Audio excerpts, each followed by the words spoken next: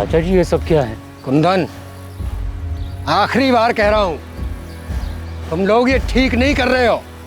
चाचा जी बुरा मत मानिएगा, लेकिन हम जो कर रहे हैं उसके बीच बोलने का आपको कोई हक नहीं है। कुंदन, जबान संभाल के। बाबूजी तुमसे सिर्फ बात करना चाहते हैं बस। बात करने और धमकी देने में फर्क होता है मोहन।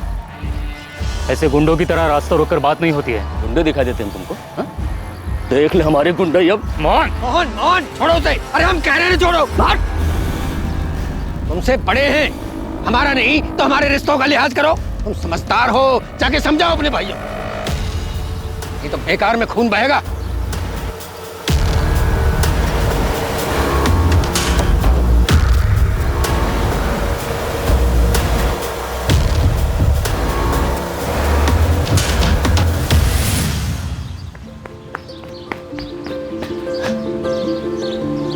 मैं फर्स्ट।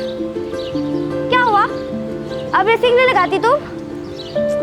शर्म आती है ना? मैं रेस लगाऊंगी तो तुम हार जाओगी ना। माँ! अरे काजल, आराम से बेटा, क्या कर रहे हो? ताई जी देखो ना, पायल दीदी ने मुझे मारा। तुम लोग का ना रोज चलता है। पायल, क्यों मारा काजल को? मारा कहाँ? टपकी नहीं माँ। अरे तुम दोनों छोड़ूंगी नहीं। लो काजल, बड़ी बहन को नहीं मारते। आप ना बस पायल दीदी को ही प्यार करती हो। मुझे तो सिर्फ किरण दीदी प्यार करती थी, और उनको तो आपने शादी करवा के ससुराल भेज दिया। तो तुझे भी ससुराल भेज दे दीदी। अरे तुम दोनों लड़ना बंद करो। माँ,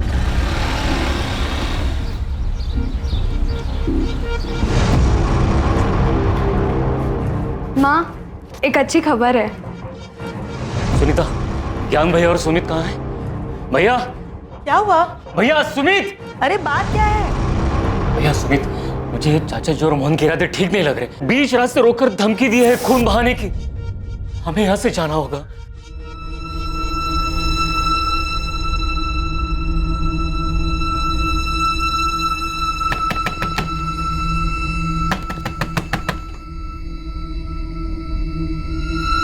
पापा, टैक्सी ले आया।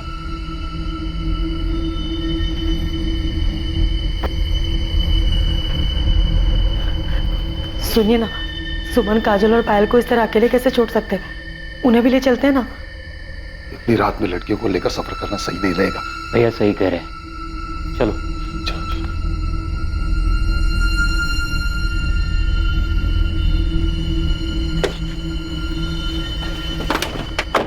चलो जल्दी चलो, जल्दी बैठो। बेटा अपना ध्यान रखना, और काजल और पायल का भी। किसी भी अनजान आदमी के लिए दरवाजा मत खोलना। हम जल्दी तुम लोगों को भी वहां बुला लेंगे।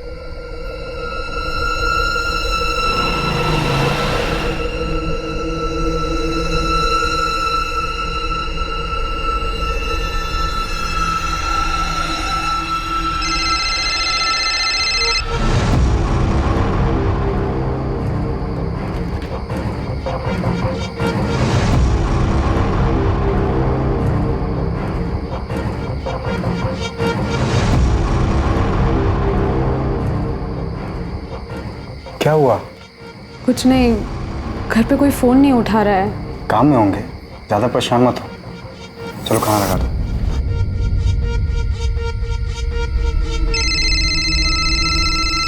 किरण दीदी, हेलो दी, कहाँ है आप? आप शादी करके क्यों चले गए? आपको पता है, आपके अलावा मुझे कोई प्यार ही नहीं करता। काजल, दुखी मत हो, मैं हूं ना। मैं अभी भी तुझसे सबसे ज्यादा प्यार करती हूँ। अच्छा सुन, सुमन को फोन दे, मुझे उससे जरूरी बात करनी है। अरे दीदी इसे छोड़ो, ये तो हमेशा रोती रहती है। ये बताओ जीजू कैसे है? पायल, ये सब बात हम बाद में आराम से करेंगे, ठीक है? सुमन को फोन देना, मुझे उससे बात करनी है। काजल, सुमन दीदी, किरण दीदी का फोन है। अरे तुम लोग बाहर क्यों आए?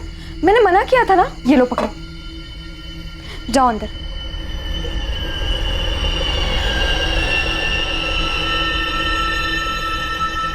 हेलो। हाँ दीदी। तू बोल, फोन क्यों नहीं उठा रही थी? कब से फोन कर रही थी मैं? वो दीदी सब निकल रहे थे तो मैंने सोचा आपको आराम से कॉल करती हूँ, पर फिर काम में लग गई। अच्छा सुन, तूने दरवाज़ा तो ठीक से बंद किया है ना? हाँ दीदी, लेकिन मुझे लोगों का डर लग रहा है। कुंदन चाचा ठीक कह रहे थे, मोहन चाचा और दादाजी का तो कोई ठिकाना नहीं है। मुझे बहुत डर लग रहा है, तुम लोग अकेले हो। आप चिंता मत करो। बहू, खाना परोस दिया और हो गया। अरे भाई रोटी लेके आओ। अच्छा सुन, माँ जी बुला रही है, कुछ हुआ तो मुझे फ़ोन करना, ठीक है?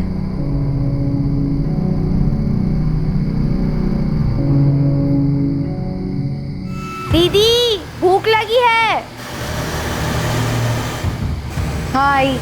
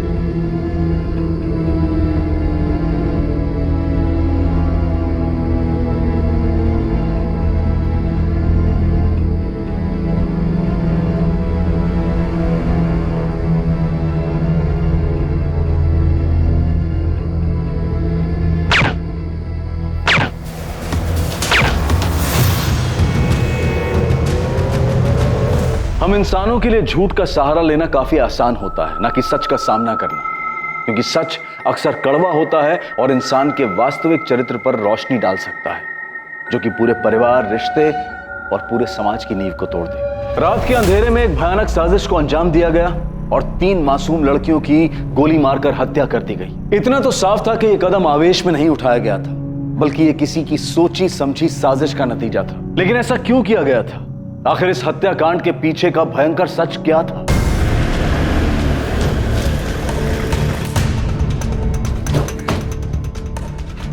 सब मैंने ही आपको फोन किया था। कहाँ है? इधर, इस घर में। सब दरवाजा अंदर से बंद है, उधर खिड़की की तरफ।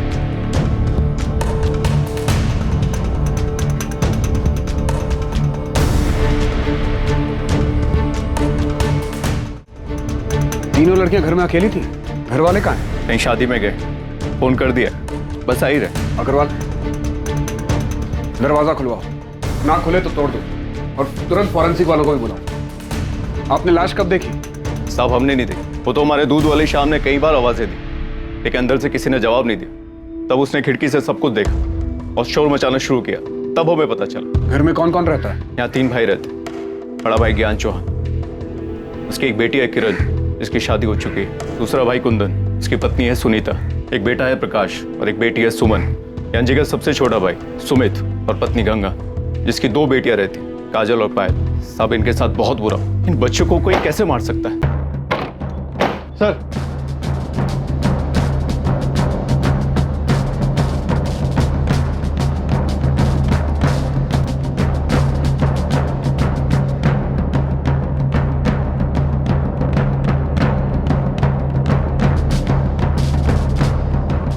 सर ये देखिए, ताजुब है, किसी ने गोली चलने की आवाज तक नहीं सुनी।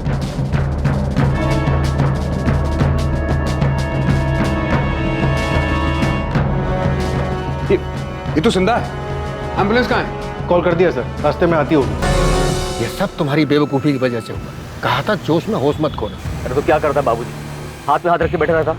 अरे हमारे सामने हमारे बाप दादा का नाम इज्जत सब मिट्टी में मिला रहे थे, अब कुछ तो करना ही था ना। बस कुछ करने के चक्कर में अपना घर, अपना गांव ये सब छोड़ करके छुपके भागना पड़ रहा है। मुझे तुम्हारी बातों में आना ही नहीं चाहिए था। तो शायद ये लड़की हमें कातिलों तक पहुंचा सके।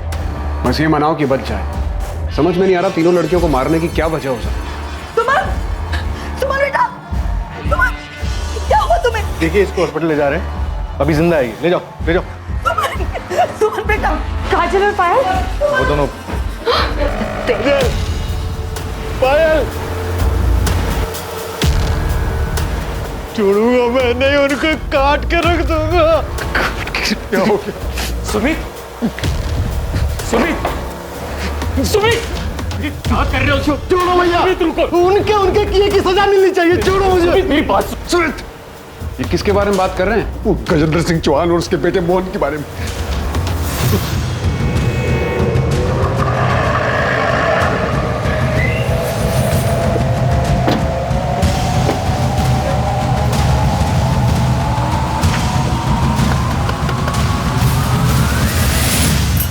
क्या हुआ साहब? गजेंद्र चौहान और मोहन कहाँ हैं दोनों? वो तो ठेकेदारी के काम से लखनऊ गए हैं। वहाँ का पता? वो तो मुझे नहीं पता, लेकिन साहब मैं सच कह रही हूँ, उन दोनों ने कुछ नहीं किया है। अगर ये सच है तो ठीक है, वरना मर्डर की प्लानिंग करने में और अपराधी को बचाने के आरोप में तुम भी जेल जाओ।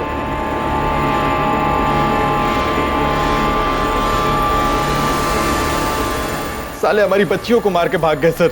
ये गजेंद्र की क्या दुश्मनी है आपसे? गजेंद्र चाचा और पिताजी के बीच में बंटवारा बहुत पहले हो चुका था, लेकिन अब वो हमारी ये जमीन भी लेना चाहते हैं। जब बंटवारा हो चुका था तो वो आपकी जमीन पर हक कैसे जमा रहे? घटिया लोग हैं सर, कहते हैं खानदानी जमीन है, खानदान में ही रहनी चाहिए। हमारे घर में 4 लड़कियां और 1 लड़का है। ज्ञान भैया की बेटी किरण की शादी के समय हमने अपनी जमीन का 1 टुकड़ा बेचा था। गजेंद्र चाचा जी चाहते थे घर की जमीन है तो वो हम उन्हें बेचे, पर वो बहुत कम दाम दे रहे थे, तो हमने वो जमीन किसी और को बेच दी। बस यही से वो लोग दुश्मनी पाल कर बैठ गए। साहब, घर की औरतों को भी नहीं छोड़ा उन लोगों ने। मना किया था हमने, जमीन मत बेचो, लेकिन ये लोग सुनने से रहे। चाची हमें पैसों की जरूरत थी। अरे तो हम कौन सा जमीन भीख के मांग रहे थे? पैसे दे रहे थे ना। हाँ तो तुमको आधे दाम में जमीन बेच देते हैं। तुम्हारे बाप के हर काम में बाबूजी ने साथ दिया, उसका क्या? तुम लोग की पढ़ाई के लिए तुम्हारा बाप आया था रोते गिड़गिड़ाते हुए हमारे पास। फालतू की बात मत कर। मैं फालतू की बात कर रहा हूँ, मैं फालतू की बात कर रहा हूँ। चाचा जी रोके ना इन्हें, ये लोग क्या कर रहे हैं? आप लोग जानते हैं आप लोगों की मांग कर रहे थे, इस तरह मार पीट करके क्या मिलेगा? चाचा जी रोके ना इन्हें। चाचा जी मोहन छोड़, मोहन छोड़, मोहन रुको ना।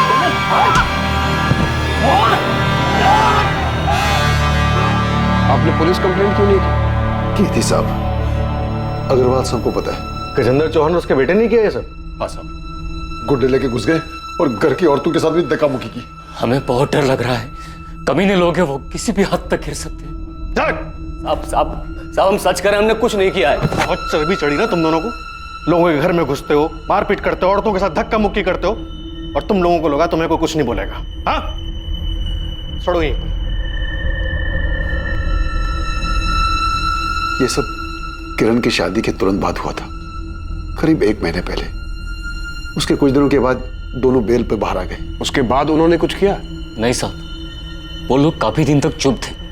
हमें लगा मामला संभल गया है, लेकिन फिर परसों हमने अपनी जमीन का 1 और टुकड़ा बेचा था। उन लोगों को भनक लग गई तो कल मुझे रास्ते में उन्होंने धमकी दी थी। तुम समझदार हो, जाके समझाओ अपने भाइयों, नहीं तो बेकार में खून बहेगा। फिर ऐसी हालत में आप शादी में कैसे चले गए? शादी में नहीं गए थे साहब, वो तो हमने पड़ोसियों को ऐसे ही बताया था।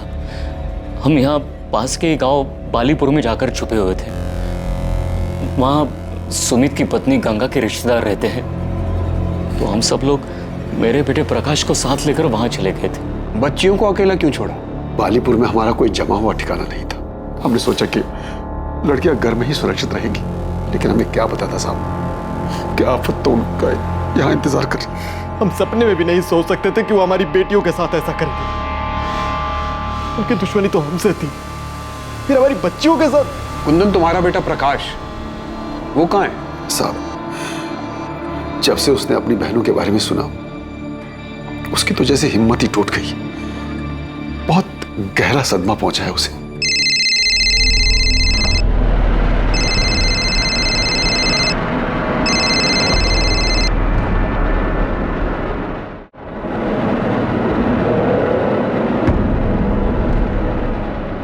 अरे प्रकाश, खाना तो खाकर जा बेटा। अरे नहीं माँ, मैं बाहर खा लूंगा। अरे थोड़ा तो खा। ये लड़का भी ना। हटो पायल। चल सुमन, ले तू खा ले। अच्छा, बेटे ने मना कर दिया तो हमें खिला रही हो? क्यों, तुम लोगों को कभी खिलाती नहीं क्या? मैं ऐसे बोल रही हो? वैसे माँ, जो भी कहो, तुम्हें ना सबसे ज्यादा प्यार प्रकाश से है। वो तो है। देखो, तुम लोग किरण की तरह शादी करके ससुराल चले जाओगे तो बुढ़ापे में मुझे मेरा बेटा ही काम आएगा ना। जितना बेटा बेटा करना है कर लो, लेकिन बुढ़ापे में ना बेटियां ही साथ देती है ना? चाची क्या हो गया चाची? देखना मेरी सुमन क्या हो गया? सर, गजेंद्र के बहू माला का कहना है कि गजेंद्र और मोहन ठेकेदारी के काम से लखनऊ के पास गए हुए। मैं दोनों के फोन ट्राई कर रहा हूँ लेकिन वो स्विच ऑफ है। उनकी लास्ट लोकेशन ट्रैक करो, पता करो वो कहाँ की थी। सर, सुमन के घर से मिला है।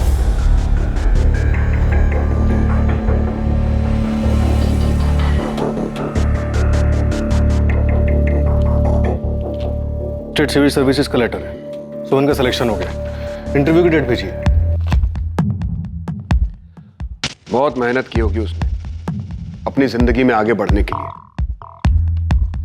ये लोग सो रहे थे जब खिड़की से किसी ने गोली मारी, लेकिन इनकी डेड बॉडीज बेड पर ऐसे पड़ी थी मानो गोली लगने के बाद हिली तक नहीं। सर, वैसे इस परिवार के बारे में एक और बात पता चली है। गजेंद्र चौहान और उनके झगड़े के बारे में तो पूरे गांव को पता है साहब। कोई और भी जिसके उनके साथ कोई दुश्मनी थी? दुश्मनी का तो पता नहीं साहब, पर एक बात हुई थी।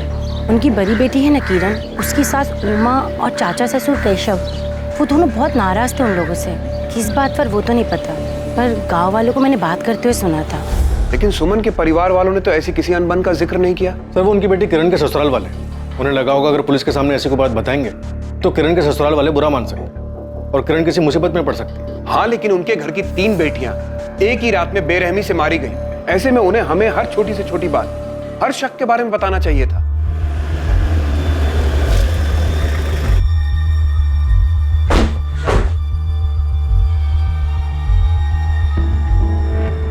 कहाँ है प्रकाश? ना फोन उठा रहा है ना मैसेज का जवाब दे रहा है।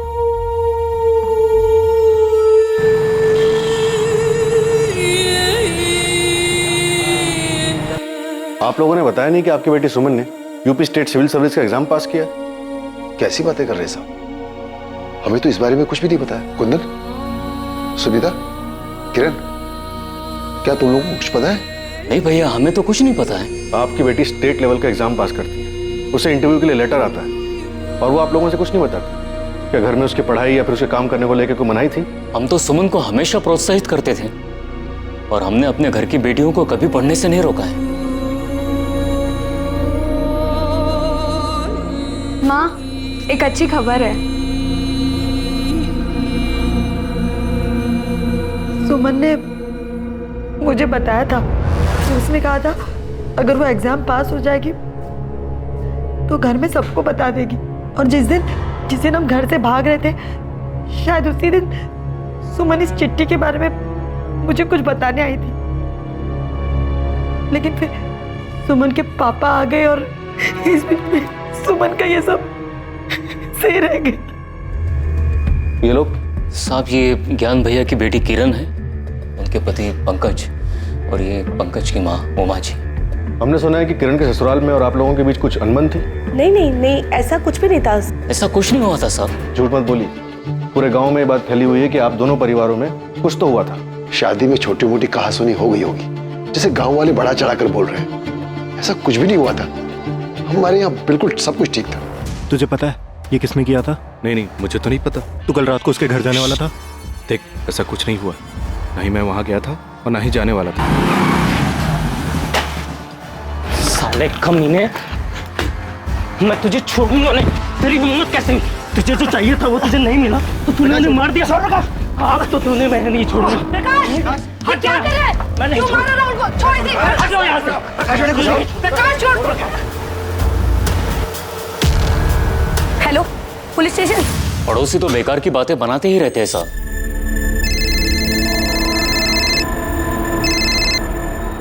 हेलो सर, मैंने कुछ नहीं किया है। सर, ये साला झूठ बोल रहा है। झूठ बोल रहा है। नहीं मार, मेरी कर रहा है। साले नहीं मार। क्या ये सब? हमें कुछ नहीं पता साहब, हम तो बस इतना जानते हैं काजल और पायल मयूर मैडम गांव में ट्यूशन पढ़ने जाती थी, शाहीपुर गांव। सर, राहुल मेरा बेटा है, लेकिन मुझे नहीं पता कि प्रकाश को क्या हुआ है। सर, इसकी कोई गलती नहीं, प्लीज इसे जाने दीजिए। सर, ये दोनों माँ बेटे झूठ बोल रहे हैं। ये साला मेरी बहन पायल के पीछे पड़ा हुआ था और जब उसने इसे मना कर दिया तो इसने उसे मार डाला। पूरा दिन थकावट करेगी तब पायल, रुक ना। ये देख, मैं तेरे लिए कार्ड लाया। मुझे कोई कार्ड नहीं चाहिए। अरे भाव क्यों खा रही हो? देखो, मैं तुम्हें बहुत लाइक करता हूँ। राहुल, बेकार की बातें मत करो, जाने दो हमें। पायल,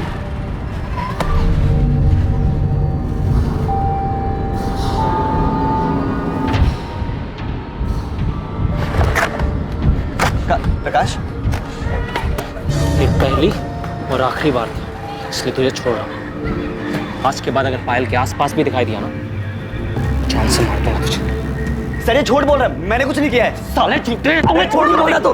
देखो तुम ऐसे नहीं सुधरोगे, लेके जाओ लॉकअप में। अरे जा।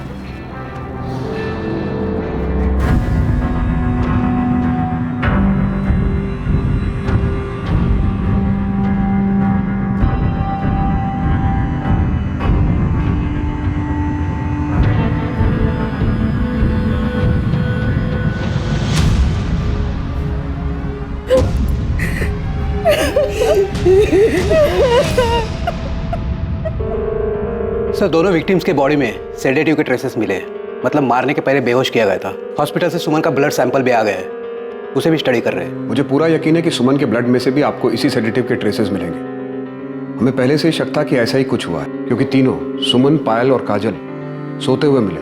गोली लगने के बाद भी उनकी बॉडी में कोई मूवमेंट नहीं हुआ था, क्योंकि उन्हें बेहोशी में मारा गया था। सर, मौत का टाइम रात में 12 से 2 के बीच का है, और बॉडी पर गोली का इम्पैक्ट देखकर ये बात साफ होती है कि गोली जान लेने के इंटेंशन से बहुत करीब से मारी गई थी।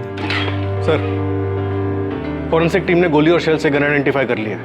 .32 कैलिबर गन है, इसके ऊपर साइलेंसर लगाया जा सकता है। ये तो काफी कॉमन गन है। खबरी को काम पे लगाओ, उसे कहो सप्लायर का पता करे, और ये भी पता लगवाओ कि गांव में किसी के पास ये गन है या हाल फिलहाल में किसी ने इस गन को खरीदा है। सर, वैसे एक बात समझ में नहीं आ रही। परिवार के सारे लोग बाहर थे, घर का दरवाजा अंदर से बंद था, तो सुमन, पायल और काजल, इन तीनों को नशे की गोली कब, किसने और कैसे दी?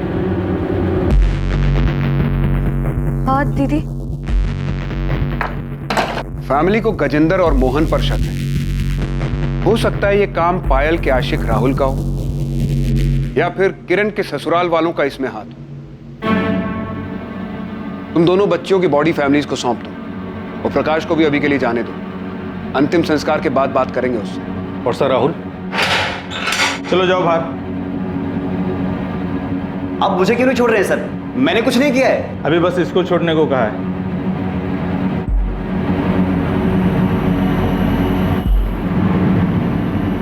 सुमन, कहीं जाने की जरूरत नहीं। क्यों? मैं क्लासेस जा रही हूँ। कहा ना कहीं नहीं जाना। प्रकाश, ये अचानक क्या हो गया तुझे? बस माँ, बहुत पढ़ लिया इन लोगों ने, अब घर की बेटियां घर में ही रहेंगी। क्या बोल रहा है तू? क्या हो गया? बाहर लड़के छेड़ते हैं इन्हें। आप लोग क्या चाहते हैं, हमारी और बेइज्जती हो? बेइज्जती इनकी वजह से नहीं, तेरी वजह से हो रही है। खुद पढ़ाई लिखाई छोड़कर बैठ गया है और जो पढ़ रहे हैं उनके पीछे पड़ा हुआ है। इन्हें कोई कुछ बोलेगा तो मैं देख लूंगा। आपकी बेटियों को छेड़ते हैं बाहर लड़के। प्रकाश, तू अपने काम से काम रख। घर के मामले में बोलने के लिए घर के बड़े जिंदा हैं अभी, समझा तू? सुमन, तुम जाओ पढ़ने, तुम्हें कोई नहीं रोकेगा।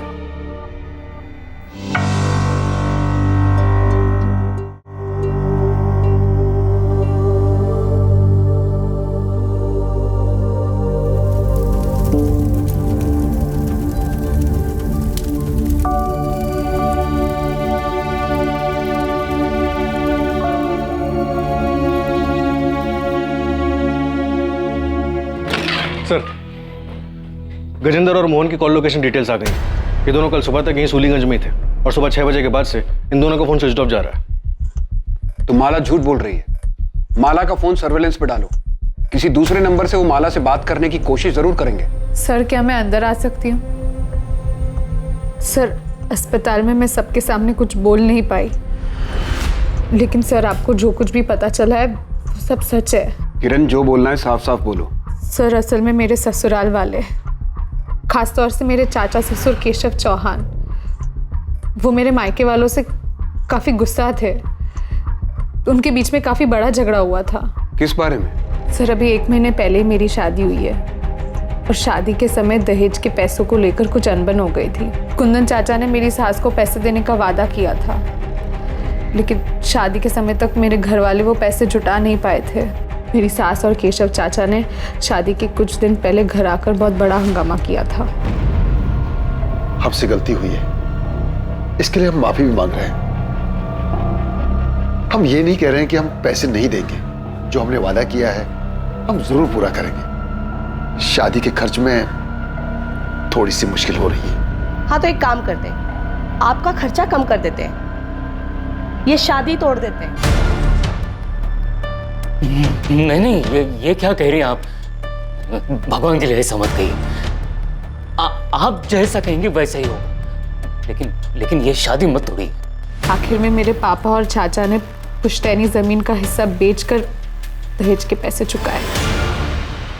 धीरे धीरे सच सामने आ रहा था, लेकिन अब भी असली अपराधी को पकड़ना मुश्किल साबित हो रहा था। कौन था असली कातिल और क्या था इन हत्याओं के पीछे का सच? मैंने कुंदन को कहा था कि उन्हें मना कर दे। हाँ, मैं वहां गया भी था, लेकिन मुझसे ना नहीं बोला गया। मुझे भी लगा वो लोग जो कह रहे थे वो सही कह रहे थे। हमारा पंकज जैसा लड़का सबको नहीं मिलता। बड़ी फैक्ट्री में मैनेजर है भाई। शादी के लिए तो लड़कियों की लाइन लगी हुई थी, पर उसको तो किरण ही पसंद आई। अब किरण की शादी हो जाएगी, एक बोझ कम हो जाएगा, फिर शादी के लिए रह जाएंगी 3 लड़कियां। भाई साहब, आपकी किरण तो मानो बहुत ही भाग्यशाली है, और बेटी की खुशी के लिए 15 लाख कौन सी बड़ी रकम है। मैं जानता था अगर हमने पैसे नहीं दिए तो वो लोग रिश्ता तोड़ देंगे। अरे तोड़ देते तो तोड़ देते, क्या किरण को अच्छा लड़का नहीं मिलता? तुम्हें मेरी बात मान लेनी चाहिए थी। मानना तो मैं भी चाहता था भैया, किरण को अच्छा लड़का मिल भी जाता, लेकिन पंकज जितना अच्छा लड़का तो नहीं मिलता ना भैया। मैं तो चाहता था कि एक बार किरण का घर बस जाए। सोचा था पैसों का इंतजाम कर लूंगा। हमने उनकी बात मानकर शादी में इतना खर्च किया, सोचा कि वो लोग 15 लाख तो दे ही रहे हैं, पर आज देता हूं कल देता हूं करते करते शादी की तारीख आ गई। मैंने सोचा था उधार लेकर शादी निपटा दूंगा और फिर धीरे धीरे उधार चुकता होता रहेगा, लेकिन पैसों का इंतजाम नहीं हो पाया। और सर, तब ज्ञान भैया ने एक फैसला लिया और हमारी खानदानी जमीन का एक टुकड़ा बेचा और दहेज के पैसे चुकाए। उन लोगों का तो दिमाग खराब हो गया साहब। ये सारा किया धरा उनके रिश्तेदार का है। किसने किया ये तो हम पता लगा लेंगे, लेकिन जो दहेज का कीड़ा आप लोगों ने समाज में फैलाया है, अगर ये बात साबित हो गई तो इसके लिए सजा जरूर मिलेगी आप लोगों को।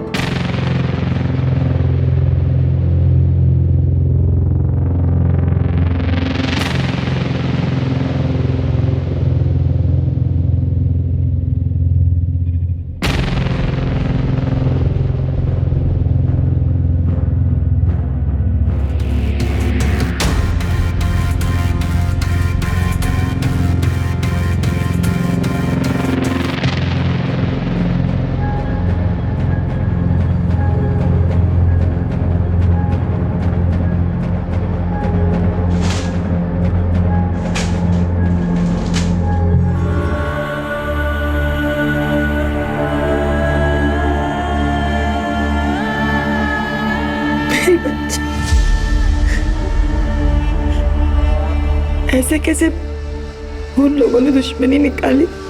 सुमन ठीक हो जाएगी, भगवान पर भरोसा रखो।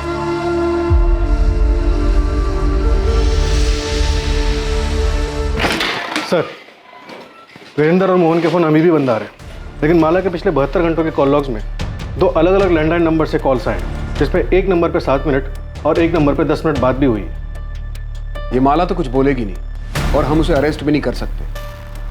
एक काम करो, कांस्टेबल से बोलो कि उस पर नजर रखे, और एक गजेंद्र और मोहन के बारे में पता करो कि इनका कोई साथी या रिश्तेदार रहता है क्या कानपुर या उन्नाव में। शायद ये लोग वहां छुपे हो। Okay sir. गन सप्लायर से कोई लीड मिली? पता चला कि गन किसने बेची थी यहाँ सूलीगंज में? अभी तक तो नहीं, लेकिन हम पता कर रहे हैं सर। ये केशव, उमा और पंकज तीनों के कॉल डिटेल्स निकलवाओ, और राहुल के भी, शायद कोई लीड मिल जाए। और राहुल का दोस्त कपिल, उससे कोई बात हुई? उसे बुलाया सर, आता ही होगा। कपिल सच सच बोलो, क्या राहुल का कोई हाथ है इस सब में?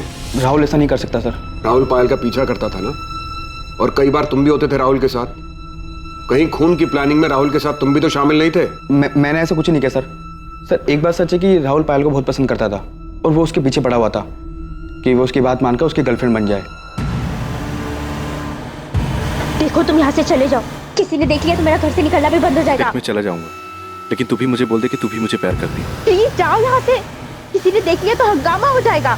पायल, देखो, तुम यहाँ से चले जाओ। अब इसके आइंदा आसपास भी दिखा ना तो पुलिस में कंप्लेन कर दूंगी।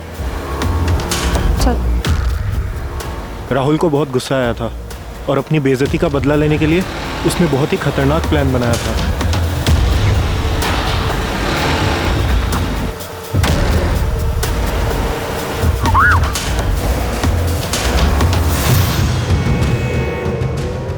अभी ना सिर्फ पानी फेंका है, अगली बार सच में से फेंकूंगा। प्यार करता हूं तुझसे, समझ नहीं आता तुझे? दिमाग खराब हो गया तुम लोगों का? सिर्फ इसलिए कि एक लड़की ने मना कर दिया तुम एसिड फेंकने चले गए? सर वो पानी तो था सर। पानी तो था, लेकिन एक लड़की को डराने के लिए काफी था कि अगर वो उसकी बात नहीं मानेगी तो उसके ऊपर एसिड भी फेंका जा सकता है। कभी सोचा क्या गुजरती होगी उन लड़कियों पर? बस चल पड़े दोस्ती निभाने के लिए। ये नहीं सोचा कि किस ट्रॉमा से गुजरेगी वो लड़की। और क्या हुआ था? बस सर और कुछ ही नहीं सर। कपिल, मैं तुम्हें पायल को हैरेस करने के जुर्म में लॉकअप में डाल सकता हूँ, तो सच सच बोल दो। सर वो उस रात राहुल पायल के घर जाने वाला था सर। तो सच में पायल के घर जा रहा है? हाँ, मैंने सुना है कि प्रकाश उस टैक्सी वालों को बोल रहा था कि आज पूरा परिवार शादी में जा रहा है। आज सही मौका है। लेकिन उसने तो तुझे ना कहा था। तो जब मुझे वहाँ देखेगी ना कि उसके 100 बार मना करने के बाद भी मैं उससे मिलने आया, तो वो समझ जाएगी कि मैं उससे सच्चा प्यार करता हूँ। लेकिन उसने फिर से मना किया तो मैं उसे समझा दूँ कि प्यार जब जुनून बन जाए तो क्या होता है, उसे हाँ करना ही होगा। तो पायल का पीछा करता था, उसके मना करने के बाद भी तू उसके पीछे पड़ा रहा, यहां तक कि प्रकाश और सुमन के डांटने के बाद भी तू अपनी हरकतों से बाज नहीं आया। तूने उसके ऊपर पानी फेंक कर उसे धमकी दी कि अगर उसने हाँ नहीं किया तो तू उसके ऊपर एसिड फेंक देगा। नहीं सर, मैं पसंद करता था उसे, प्यार करता था उससे, और सुमन दी ने जब मुझे मारा तो मुझे बहुत बुरा लगा था, इसीलिए मैंने पायल को धमकी दी थी। जिस दिन पायल का मर्डर हुआ तो उसके घर गया था ना, तो क्या हुआ था वहां? तू वहां पहुंचा, पायल को प्रपोज किया, पायल ने फिर मना किया, तुझे गुस्सा आ गया। इतनी बेइज्जती और इनकार के बाद तूने पहले तीनों बहनों के खाने में नशे की दवा मिलाई और फिर आधी रात को वापस आकर उन्हें मार दिया। ऐसा कुछ नहीं हुआ था, मैं तो वहां गया भी नहीं था। राहुल झूठ मत बोल। सर मैं सच कह रहा हूं, मैंने वहां जाने का सोचा था, लेकिन पापा घर में थे इसलिए मैं घर से बाहर निकल नहीं पाया। सर आप चाहे तो मेरे घर वालों से पूछ सकते हैं। सर मैंने राहुल के पेरेंट्स से बात की, उनका कहना है कि राहुल उस रात घर पे था। माँ बाप हैं, अपने बेटे को बचाने के लिए सच झूठ कुछ भी बोलेंगे। कॉल रिकॉर्ड्स आ जाएं एक बार राहुल के, पता चल जाएगा कौन कितना सच बोल रहा है।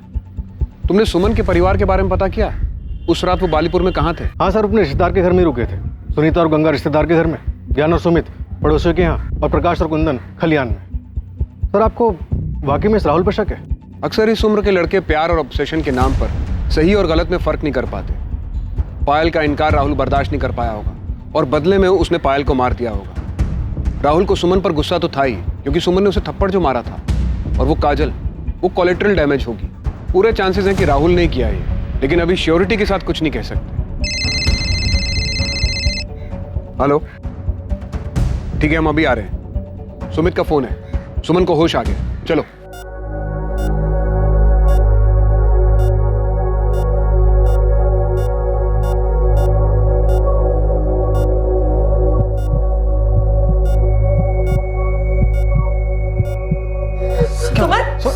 डॉक्टर, डॉक्टर क्या हुआ? देखिए क्या हुआ क्या डॉक्टर? आप प्लीज सब बाहर जाएं। अभी तक ठीक थी डॉक्टर, क्या हुआ इसे? आप प्लीज सब बाहर जाएं। Sister injection.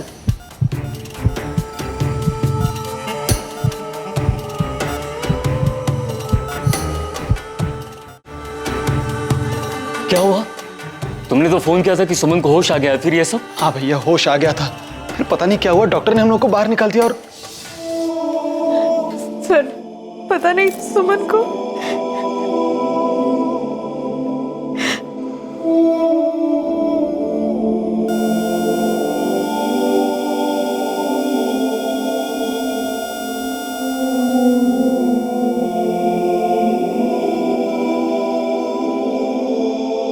सुमन बहुत ही समझदार और दृढ़ निश्चयी लड़की थी। उसने अपनी निष्ठा और मेहनत से अपने सपनों को साकार करने का रास्ता भी खुद ही बना लिया था। लेकिन इससे पहले कि वो आगे बढ़ पाती, एक बुरे इंसान के भयानक इरादों ने उसके सपने, उसकी जिंदगी उससे छीन ली जिसकी वो हकदार थी। सुमन की मौत के साथ उसके परिवार की आखिरी उम्मीद भी बुझ चुकी थी, लेकिन पुलिस ने अब तक हार नहीं मानी थी। वो पूरी मेहनत के साथ हर एंगल्स को टटोल रही थी ताकि असली कातिल तक पहुंच सके।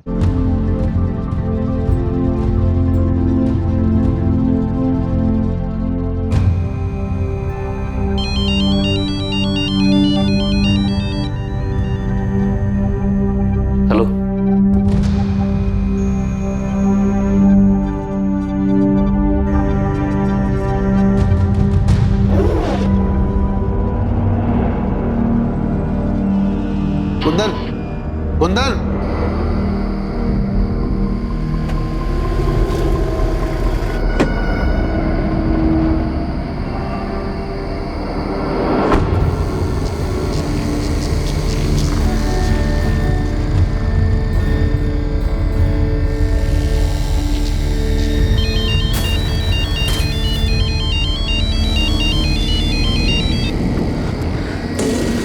हाँ भैया। कहाँ हो कुंदन? भैया निसोली। वहां क्या कर रहे हो? बदला लेने आए हो भैया। छोड़ूंगा ना मैं मेरे को। किससे? किसकी बात कर रहे हो? कुंदन, कुंदन, कुंदन। Hello, hello. क्या हुआ? सर पूरे परिवार के फोन लोकेशन डिटेल्स और कॉल रिकॉर्ड्स आ चुके हैं। देखो शायद उसमें कोई लीड मिल जाए। क्या हुआ, आप लोग इतने घबराए हुए क्यों हैं? मैं कुंदन से फोन पे बात कर रहा था, एक चीख सुनाई दी। लगता है किसी ने उस पर हमला किया। उसने फोन भी नहीं उठाया। उसने कुछ बताया? कहाँ है वो? साहब उसने बताया कि निसोली गांव में है। कुछ बदले की बात कर रहा था। निसोली में कौन है? निसोली में हमारे दादाजी का घर है जो बहुत दिनों से बंद पड़ा है। आपके दादाजी मतलब गजेंद्र के पिताजी का? जी सर। कब तक ऐसे अलग अलग जगह छुपते फिरेंगे? बस कुछ और दिन बाबूजी। अब तो सुमन भी नहीं रही।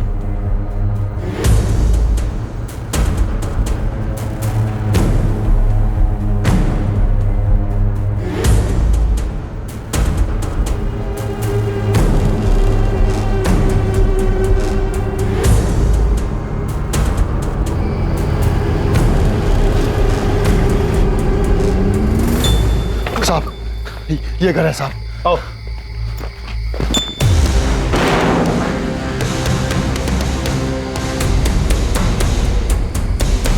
कुंदन कहाँ है?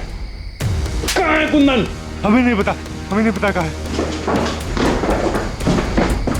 सर!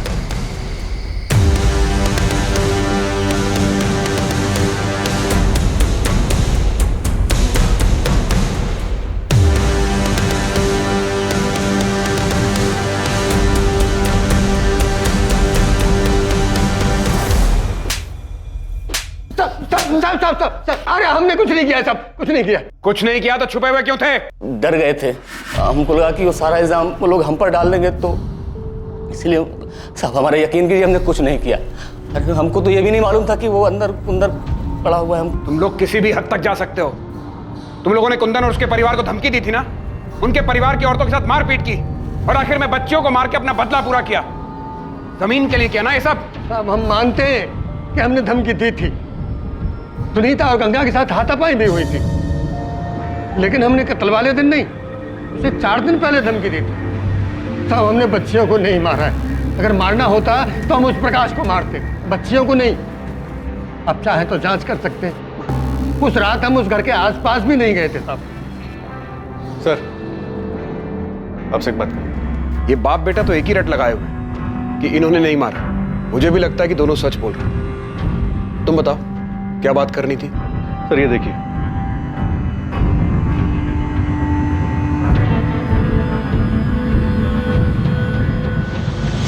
बहुत घुमा लिया। तुम बालीपुर में नहीं थे। रात होने के बाद तुम वहां से निकल गए। सूलीगंज आकर तुमने सुमन, पायल, काजल को मारा और फिर वापस बालीपुर लौट गए। क्यों प्रकाश? ये आप क्या कह रहे हैं साहब? सर कहां गए थे तुम? वो देखो झूठ मत बोलना, हमारे पास तुम्हारी सारी डिटेल्स हैं। सर मैं तो बालीपुर जाना ही नहीं चाहता था। वो तो पापा ने बोला इसलिए मुझे जाना पड़ा। वहीं पास के गांव में मेरे एक दोस्त का घर है, तो देर रात में वहीं चला गया था। आपको पता था ये उस रात वहां पे नहीं था? ये तो आपके पास ही सोया था ना? मेरा बेटा ऐसा नहीं कर सकता। तो फिर कौन कर सकता है कुंदन? तुमने गजेंद्र और मोहन का नाम दिया, हमने उन्हें तोड़ा, लेकिन कुछ हाथ नहीं लगा। उसके बाद राहुल का नाम सामने आया, वहां से भी हम खाली हाथ लौटे। उसके बाद तुम्हें एक कॉल आता है ये खबर देने के लिए कि गजेंद्र और मोहन कहां छिपे हैं। और तुम क्या करते हो? ये बात तुम अपने भाई ज्ञान को नहीं बताते, पुलिस के पास नहीं आते, सीधा वहां जाकर अगवा हो जाते हो। हम जानते हैं तुम्हारे बेटे प्रकाश ने कुछ नहीं किया। वो उस रात सूलीगंज नहीं आया था, वो वहीं बालीपुर के पास के एक गांव में गया था। लेकिन उस रात तुम यहां आए थे।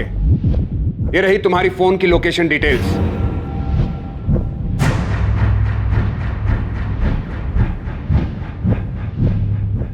अब तुम बताओगे कि तुमने मारा और क्यों मारा, या फिर तुम्हारे बेटे प्रकाश को डालें जेल में? हाँ मैंने ही मारा है सुमन, काजल और पायल को। प्रकाश ने कुछ नहीं किया है, मैंने किया है सब कुछ। अच्छा प्लान बनाया था तू, अपने घर की लड़कियों को मार दो और सारा इल्जाम अपने चाचा और उसके बेटे पर लगा। 20 अक्टूबर की रात को तो बालीपुर गया तो था, लेकिन 11 बजे के करीब जब तेरा बेटा प्रकाश अपने दोस्त से मिलने पास वाले गांव में गया, उसके जाने के आधे घंटे बाद तू वहां से उठकर करीब 12:30 बजे सूलीगंज आ गया और यहां आकर तूने सुमन, पायल और काजल को गोली मार दी। उसके बाद रात 3 बजे तू वापस बालीपुर पहुंच गया, वहां जाकर सो गया। अपनी बेटी और भतीजियों को मारने के बाद तुझे नींद कैसे आ गई थी? तो मैं क्या करता? किरण की शादी में इतनी सारी जमीन बेचनी पड़ी थी, बाकी 3 लड़कियों की शादी में तो सब कुछ बिक जाता। और फिर मेरे बेटे प्रकाश का क्या होता? उसके लिए क्या बचता? मैं समझ गया था ये लोग बेटियों के लिए कुछ ज्यादा ही भावुक हैं। उनकी शादी में तो ये कोई कसर नहीं छोड़ते, सब कुछ खत्म हो जाता। इसलिए मैंने तीनों को मार दिया। तो बेटे को जायदाद मिले इसलिए बेटियों को मार दिया? मेरा बेटा ही घर का नाम आगे ले जाने वाला है। एक बाप होने के नाते मैंने ऐसा किया। मैंने ही सबको कहा कि कहीं दूर जाकर छुप जाते हैं, और जाने से पहले मैंने ही सुमन, काजल और पायल के खाने में नशे की दवा मिला दी थी। प्रकाश गया तो मैं भी निकल गया और सूलीगंज आ गया।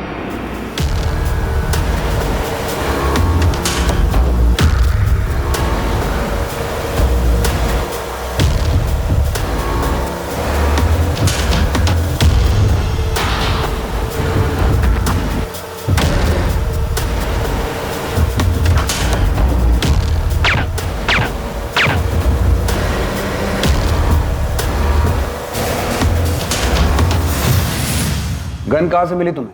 वो मेरा एक पुराना दोस्त है, उससे ही साइलेंसर वाली गन ली थी। और अब कहां है गन? वो गन मैंने गांव के पास वाले नाले में उसी रात फेंक दी थी। और तुम गजेंद्र और मोहन के पास कैसे पहुंचे? वही जो दोस्त है, मैंने उससे ही कहा था उनका पता करने के लिए। मैंने उसे कहा था गजेंद्र और उसके बेटे से बदला लेना है, क्योंकि उसने मेरी बच्चियों का खून किया है। मैं वहां से भैया को फोन करने वाला था, लेकिन भैया का फोन खुद ही आ गया। हाँ भैया। कहाँ हो कुंदन? भैया निसोली। वहां क्या कर रहे हो?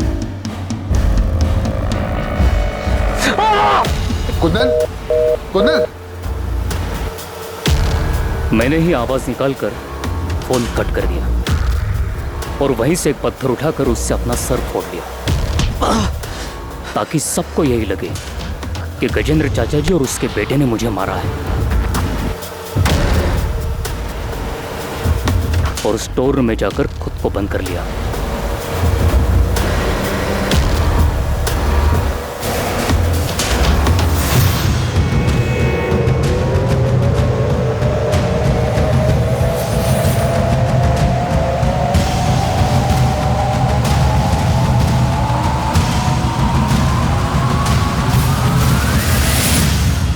सुमन को इतनी बड़ी जॉब मिली थी, वो सिर्फ तुम्हारा ही नहीं, तुम्हारे पूरे परिवार का नसीब बदलने वाली थी, और बदले में उसके अपने पिता ने उसकी जान ले ली। बहुत अच्छा इनाम दिया उसे।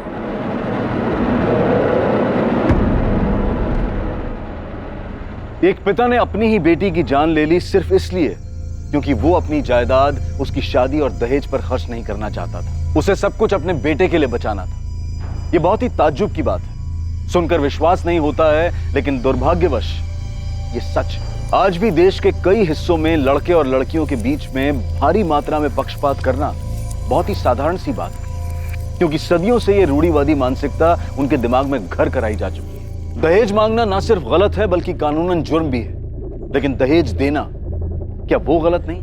अपनी बेटी को एक ऐसे परिवार में भेजना जो उसे घर ले आने के लिए पैसों की मांग करे, क्या ये बात गलत नहीं? समाज की प्रगति के लिए ये सवाल करना बहुत जरूरी है।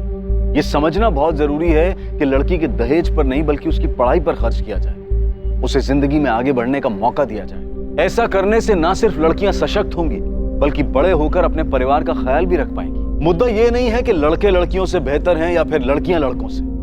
मुद्दा सिर्फ दोनों के बीच में पक्षपात को रोकने का है, दोनों को समान अवसर देने का है। क्राइम और आपके बीच में सिर्फ इतना फर्क है कि आप कितने सतर्क हैं।